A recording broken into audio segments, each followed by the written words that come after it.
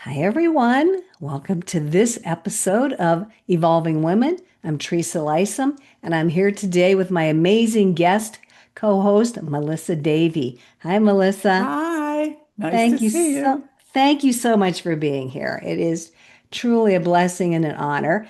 And I am just going to dive right in because I find Sure. your story and your journey fascinating. So you are a filmmaker, a director, a producer. Hmm. But that was not really your intent in life. No. So if you can just take us along that journey, how you Yeah. got to this point in your life with Hmm. all this awesome stuff that you're doing. It is a little crazy to look back sometimes and say, whoa, how did that happen? I never had a straight path. I never knew exactly what I wanted to do. I started out early on when I was young, and this is, a long time ago, thinking I was going to be a teacher, and I Mm, stuck my toes in that. It just wasn't for me. Ended up in nonprofits, and I was worked for legal services in three different states for about a dozen years, mhm. representing disabled individuals before the Social Security Administration and doing some education law for kids. And that was kind of my passion at the moment. And, I was married young, had kids young, got divorced young. Mhm. Mhm. And at that point, my kids were starting to get a little older. And I thought, well, I'm never going to be able to put them through college on Mhm. a nonprofit salary. So I did start looking around and thinking about things. And I ended up working for this, like, being recruited to this huge national company, a corporate job, which was never in my scope at all. Mhm. Couldn't even figure out how would I even be welcome there, let alone fit Oh. in. Mm. But when I met them and they said, "Hey, we need you for your expertise around Social Security disability. We need you to build this division for us." And Wow. they're a big national company that does risk work for insurance carriers. And they do most of their work in the workers' comp area, but this was for disability. Mhm. And they were dipping their toes into the disability work at the time. And the carriers were saying, "Do you have a Social Security representation program?" And they Ah. said, "No." And then they found me because I Mm. was known in around the country as somebody with expertise. So they asked me to do this thing that I had no idea what I Wow. was going to be doing, but I ended up building this division, which was nationwide in scope, sort of like a small law firm that handled disability cases throughout the US, Wow. and did some work in Canada and England as well. And so I didn't know what I was doing. Like anything, when you start something new, you know about the subject that they're interested in, but you've never really built a for-profit organization. So I went in blind. Mm. But for whatever reason, it worked out and it worked out really well. And it went on for more than 2 decades. And I was in their senior management, I was on the executive team, and went through a bunch of different, buyouts from venture capital and private equity. So really got to understand corporate business, Wow. which I never felt that I really fit in. If anybody that knows me would say, you did a very good job of Mm. acting the role, which is Mm. probably what we do in a lot of things Yeah. that we Yeah. take on as new. But I loved it because I was really on my own. I reported to the CEO, but maybe I saw him once a month. Mm. There was no major oversight, or I was I was capable of building, making mistakes, fixing the mistakes, and making it work. And it became this very successful part of the company. Wow. And the lucky thing for me, because I never would have been good just sitting behind a desk, I had four different offices around the country. So Mm. I was constantly moving about and had great teams, and it was awesome. And then one day I looked at the calendar and I realized I was 65. And I was Mm. kind of like, whoa, well, how did that happen? How did all those years go by Yeah. with not even a thought about retirement? And this company was not ageist. It's one of the few Mm. out there that there are still people there in their 70s and 80s. Wow, that's So fabulous. there wasn't a push to get out. But at that moment that I was realizing I was 65 and questioning myself as to what am I going to do now, the Mm-hmm. CEO did come to me and he said, "Hey, we're being bought out again by another private equity group." Mm-hmm. And it's a lot of work. It takes years to go through that. And they expect that everybody on the executive team will give 5 more years. So I remember sitting there and I Mm-hmm. was already looking at my age Yeah, and yeah. saying, oh, wow, 70? That seems kind of Mm-hmm. old. I wonder if, do I really want to still be sitting here at 70? And so I just started making lists of all the things that I had fantasized about my entire life, but never entertained beyond a fantasy. And then Mm-hmm. started questioning myself, well, if you were really interested, why didn't you do it? And Mm. the answers were kind Wow. of cockamamie, like, well, what would people think? Or, gee whiz, Yeah, you're too yeah. old to do that. Or, you weren't trained to do that. Or, that isn't a normal path. And I remember thinking, well, that's ridiculous because I've never taken a normal path in my life. I've just bounced around and tried different things. And it was funny because what was on the list were things like playing the saxophone, which I would still love to do, but I don't read music, so I kind of put that over. I thought, well, maybe it'll take me too long to learn how to read the music, and then it was have a podcast or write a book. Mm-hmm. But film was this thing that kept coming back up, and Mm. it landed at the top of the list. Wow. Make a film, be in a film, do something with film, because I'd been really interested in film from the time I was 9, Wow. and took out books when I was a kid about how you make a film or what directors do. And I was always fascinated by film. And I would go to the matinees as a little kid, for 35 cents on a Saturday afternoon. Now I'm dating myself. And just be so caught up in the story that Mm-hmm. I became part of the story. So I love Mm. storytelling. And that carried through all my jobs. I was in jobs where I had to tell stories and create stories for people, Mm. but they weren't as interesting as really what you might see in a movie. So anyway, so that happened, and I have the list, and it's on my desk, my big corner Yeah. office with the mahogany desk. And then one day, my yearly, well, it was semi-annual, I guess, visit to Congress in DC. I'm in Pennsylvania, by the way, Okay. so I'm not far from DC. And I was down there to meet with Congress and discuss the Social Security Disability Program. And I was on really early in the morning. And the reason I tell you this is because I left as soon as I could. The meeting was like Groundhog Day.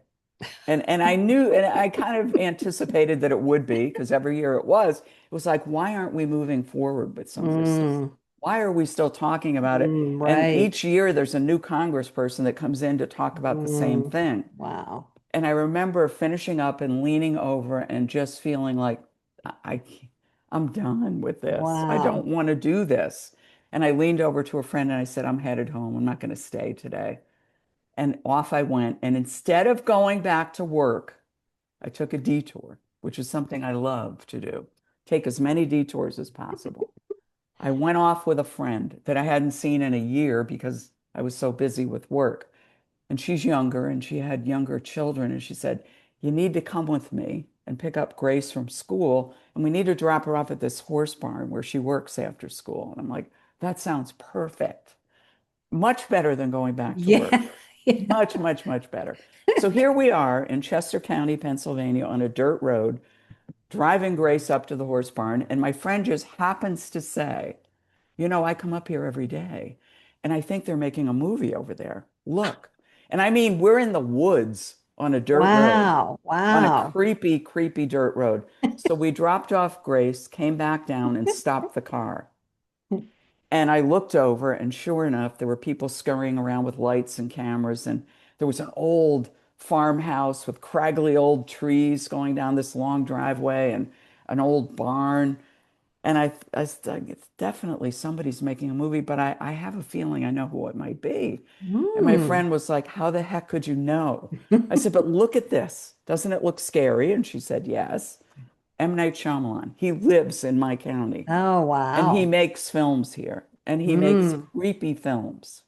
So I took out my iPhone, punched in his name, Uh-huh. up came his website and his face. And it said, and, well, before I get to what it said, there was a picture of the craggly driveway with craggly trees where we were sitting, right there on the website. And I was like, Wow. okay. And then there was this little red button, and I didn't know what it was, so I hit it because I'm curious. And up came this message. It says, "Win a day on the set with M. Night Shyamalan, and all of the proceeds will go to his International Education Foundation." So, I'm interested in, we're reading this thing, and my In the friend is, spot, we're in the, right there. Oh right my there, and they're gosh. running around with their cameras. And she's like, you need to bid on this. This is like, you need to do this. So, right there in the dirt road, I started bidding. And the bidding went on for 2 weeks. And at some point during that 2 weeks, I realized I was in the thousands of dollars that I was bidding. So I did go home and say, hey, John, my husband, I was like, just so you know. And he's like, well, that sounds like something you'd really want to do. So if that's how you want to spend your money, Oh. okay. So I was just giving him a heads up. I Yeah. never thought I would win. Right, right. But the day they were going to announce, I was at work and I was at my desk and I had my phone set up because I knew they were going to announce at a certain time. Boom! Melissa Davey wins Oh the my day on the set. gosh. Whoa. Yeah. So Oh, wow. it was like a gut punch. And the excitement that I felt, I hadn't felt like that in a long time, you know? And and so after all the NDAs were signed and all that, 2 weeks later, early in the morning in Philadelphia at the Amtrak station where he was filming a specific scene for the film The Visit. If you've not seen The Visit, it is creepy. Well, see, I And don't watch scary movies, so I won't oh, be watching it's it. really creepy. And I'm in the train scene in the very beginning because this was an 8 to 10 hour day just for this one scene. And it was fascinating. And I thought, I had no idea what to think, but I thought they'd put me in a chair and I'd get to watch. As soon as I met him, it was like, come behind the camera with me. So the whole time I was with his crew, I was with him. He was asking me what I thought. I was asking him questions. He was saying, "Oh, you saw that? Cool. I wanted people to see that." Uh-huh. So it was like an amazing day. Oh my Amazing. gosh. And at lunch, we sat together. And he said, "What do you do for work?" And here, this guy has done nothing but make films his entire life. Uh-huh. I'm trying to explain this corporate Right. job Right. and he seriously looked at me and kind of glazed over. And he said, "Oh, well, what do you really want to do?" And I said, "That's easy. I want your job." And he looked Mm. at me and he said, "Well, you better hurry up." And it was a joke. It was a 2 minute conversation in total. He was kidding, I'm sure. Uh-huh. And it hit me like a ton of Wow. bricks right in the gut. And Mm. it all happened within a few weeks of me saying, "Gee whiz, I'm Right. 65, making the list, Right. going to Oh see my these." gosh. Yeah. So it was pretty amazing. To me, that's the universe. The universe was so lined up with what you wanted. Oh, I love stories like that I because you know. could not have planned that if you wanted to. No, it was bizarre in a way. So on the ride home, it takes me about 40 minutes to get from Philly to my house. And I got home late at night. My husband was waiting. He knew how excited I was. And he said, "So, how was it?" I said, "Oh my God, John, I'm going to go to work tomorrow and I'm going to quit my job and I'm going to make a film." Wow. And Wow. he was Wow. a bit taken aback, not in a I negative bet. way, I but bet. but kind of in a open mouth, oh, okay. I didn't expect that. Didn't see Yeah, that coming when you got home. he didn't. And it came out of me and I really meant it. So I didn't sleep much that night. Oh, And wow. I started thinking about, okay, well, what kind of a movie can I make? Oh my gosh, I've said it out loud. And then Mm. it was, well, I don't have time I don't know if I can write a script. How long will that take? Why don't I just tell Hmm. somebody's story? Why don't I do a documentary and tell a Mm. story? And what would I tell a story about that would be easy for me to tell? About older women Mm. and their resilience and their continued relevance as they age. So that night in bed, he had finally fallen asleep. I'm making notes about, Oh my I'm going to do a gosh. film about women over the age of 60. I'm going to see if I can do that. So the next morning, I got up very tired, went to work, went into the CEO, and I said, I'm going to give you my notice. It's going to be a Wow. long one because I had built this thing and I needed to Hmm. mentor someone to take it over and Hmm. leave it in good stead before I left. And I also felt like I needed time to build what it is, the beginnings of what it was, so that when I walked out the door, I would already be ready. And so I Hmm. did. So that year, I came up with the concept for the first film called Beyond 60.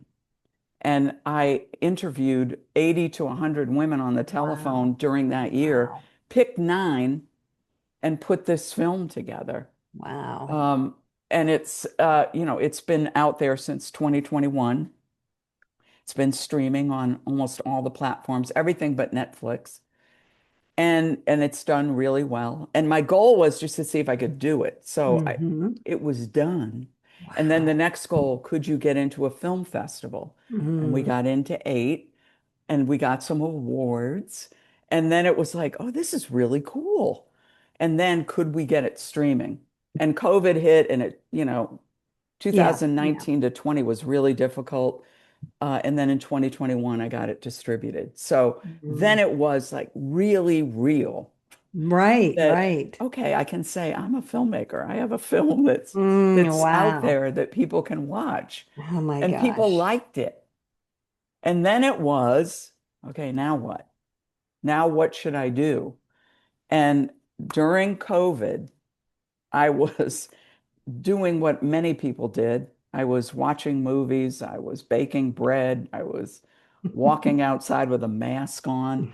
Hmm. And I was on Hmm. Facebook and Instagram just seeing what the world was doing. Yeah. And one day there was some post of somebody I didn't even know, and they said, ooh, you should check out this woman. She's the oldest woman to climb El Capitan in Mm. Yosemite.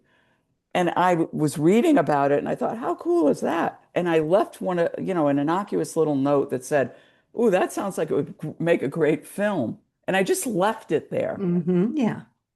Well, the woman that they were talking about was obviously reading the comments as well. She saw mine and the next day said, hey, are you a filmmaker? Because if you are, I believe I have a film. Wow. Wow. And that started a 3-month Zoom relationship to get to know one another. Her name is Deirdre Wallenick. I'd never heard of her name before.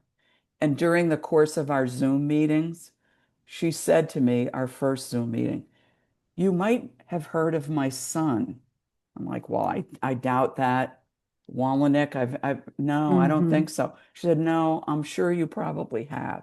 His name is Alex Honnold, and he is the star of a film called Free Solo that was done by National Geographic in 2018. Hmm. He's the only person who has climbed El Capitan with no ropes, no protective equipment, just his Wow. shorts, t-shirt, and sneakers. That's Hmm. it. Wow.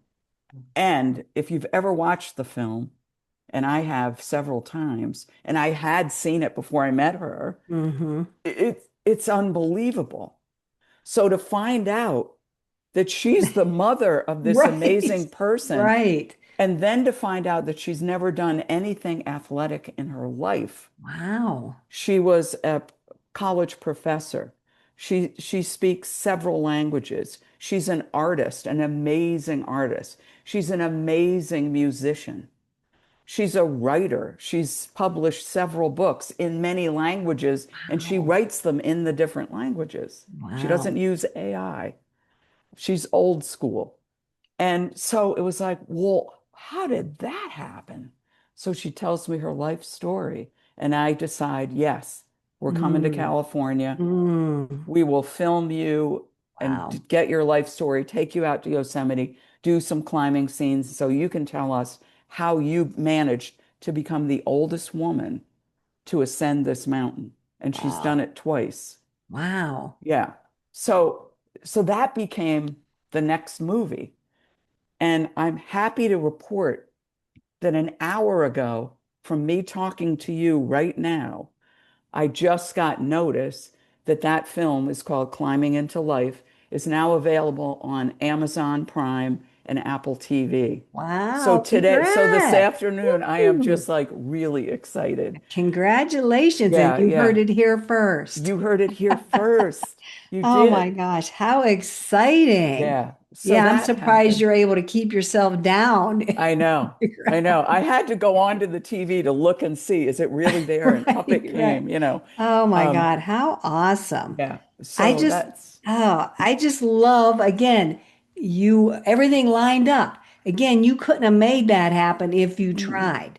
No. You knew nothing about this woman. It was just an innocent comment Right. that you saw. Like, I love when things connect like that and something Exactly. beautiful is at the other end. But what I love is that you just stepped into these things without knowing all the pieces, if it was going to Hmm. work.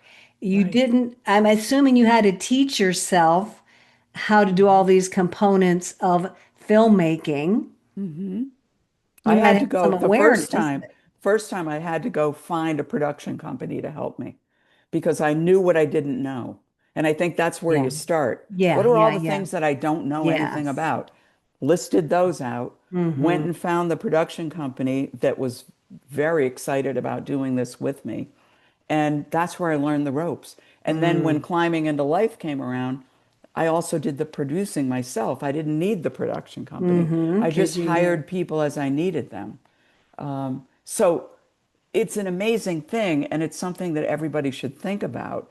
Everything that we start, even if we went to school for it, even if you learned it in school, when you actually start the job, it's not necessarily what you learned. Right, It right. you might have learned concepts, but you still have to figure out how to put whatever it is together. And that's usually what stops people because they have Yes, fear saying, well, yes. I don't know how to do that. Right. So the next thing when you say, I don't know how to do that, well, who does? And who Mm-hmm. can help me? And let me go find them. Right. And the helpers are out there. They want to help people, Mm-hmm. you know, which is amazing. And I've found that throughout my life is to not pretend that I know everything, to be perfectly honest and say, you know what? When a customer with, and I'm trying to build some major thing for a customer, and they would say, well, what about this? And I'd say, I don't know. Mm-hmm. And some of them would actually say, wow, that's refreshing.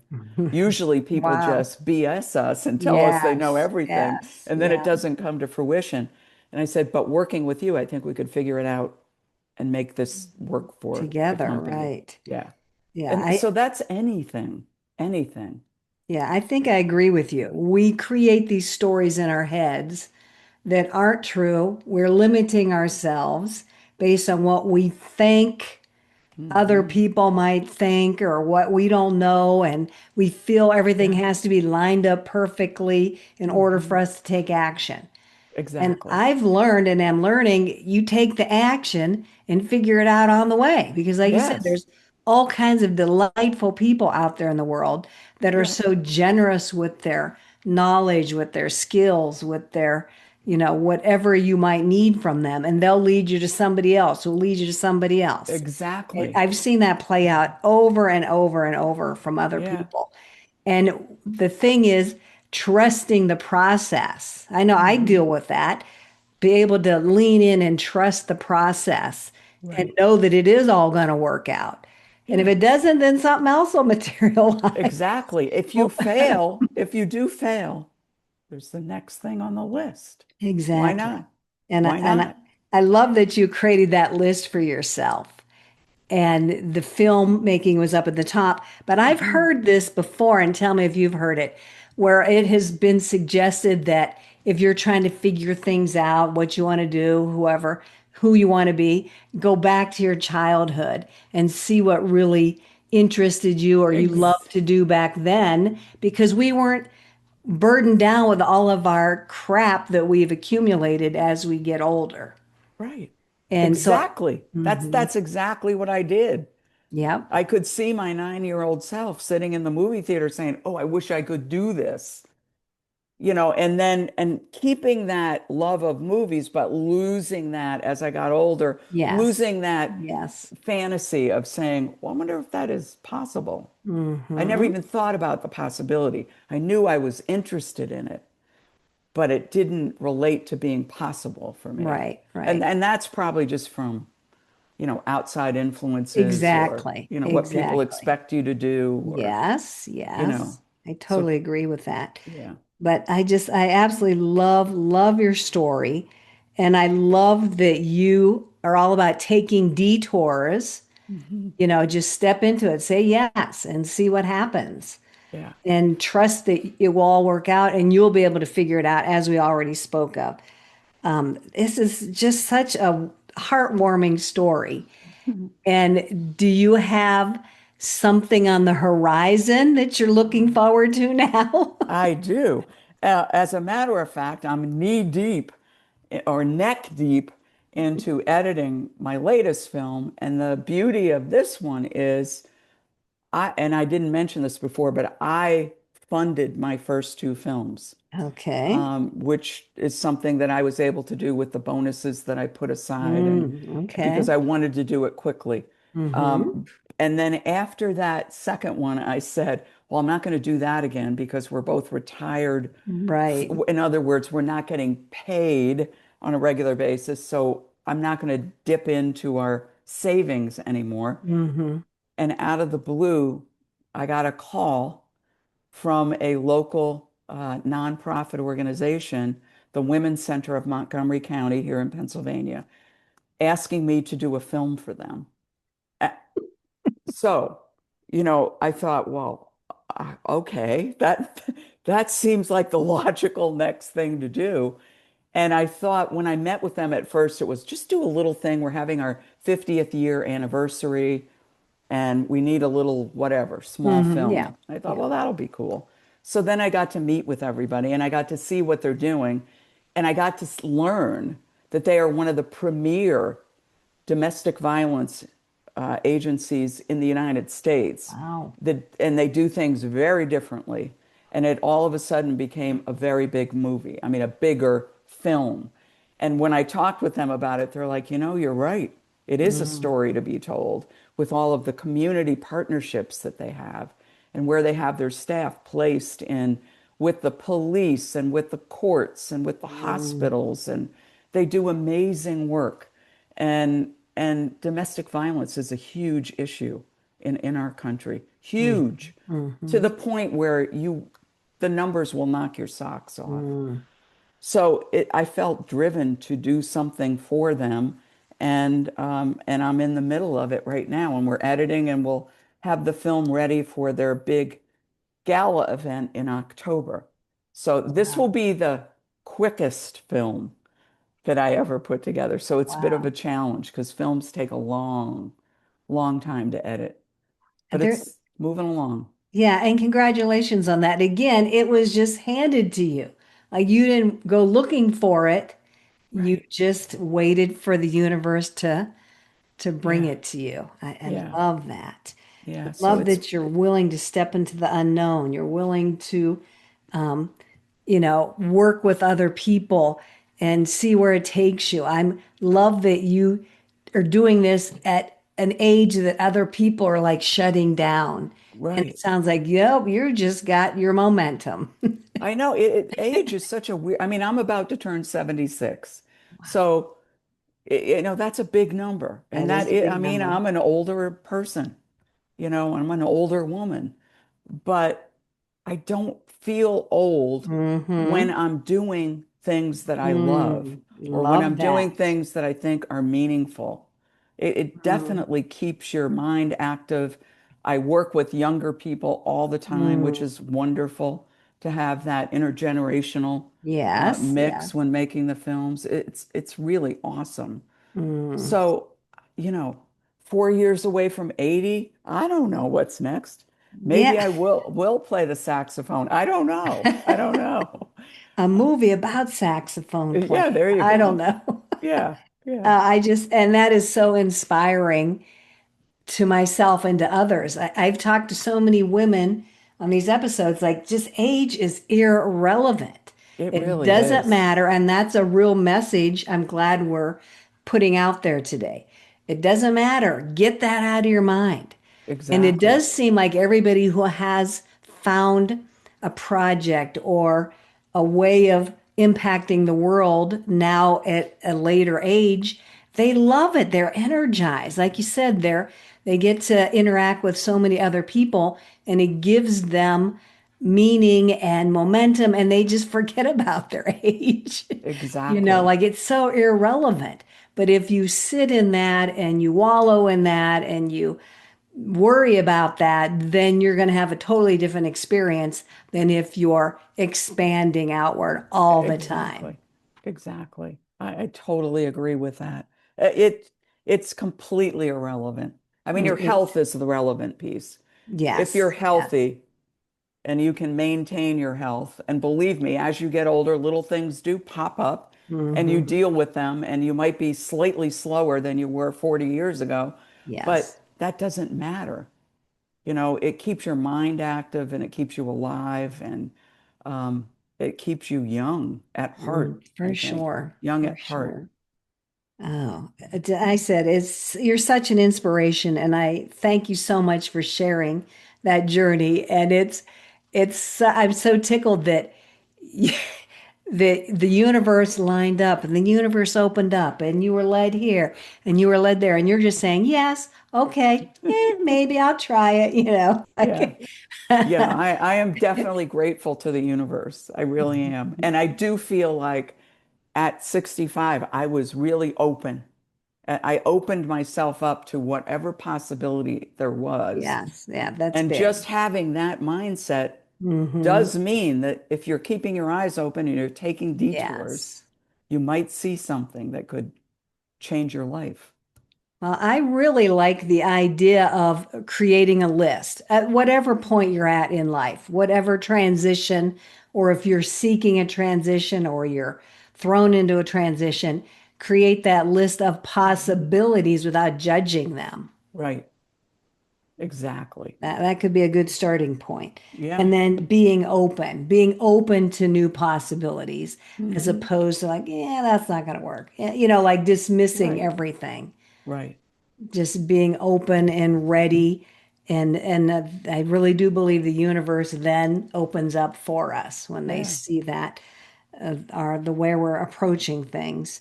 Oh my gosh. I sadly have to wrap up our episode. No, that's okay. But this has been fabulous, and I'm going to give you an opportunity to share whatever you want to share one last couple of moments with our audience. Okay. I would like to share that people need to take detours. I Mm. don't go to the same places for lunch every day. Don't drive the same way to work. Always be looking for a detour and keep your eyes open and stop if you see something that interests you Oh, because for sure. it might change the way you feel about things Oh and my it might gosh. offer you an opportunity. And I really sincerely believe that. And if people want to get in touch with me, they can go to my website, melissadavey.com, and they can see what's going on. The trailers for the films are there, and they can connect with me via email Thank you. That was going through to the be my next website. question. So thank you for answering that. Yeah. And we'll put all those links and that information in the show notes with this Okay. episode so people Okay. can find them there. Go look for Melissa's movies. I said maybe start at her website and then go from there. Reach out to her if you have an idea for a Yeah. movie or just Yeah. want to ask questions, right? Yeah, So, absolutely. Happy to help people. Sure. so thank you so much. This has Thank been you. such a joy and a delight, and it's been inspiring for me. I hope it is for all of our listeners. Thank you, everybody who's been listening in. If you feel this was inspiring for you and you want to share it with somebody else, please share it. And I'd love to hear your comments on what you think about detours and creating a list. Please leave us a comment. We love your feedback. And I have to put up my little sign to remind me to say all these things. So do all these things so that we can continue to bring you more wonderful ladies. Thank you again, Melissa. So Thank you. appreciate you. It's been an honor. Thank you, everybody listening in, and we'll see you the next time on Evolving Women. Bye bye.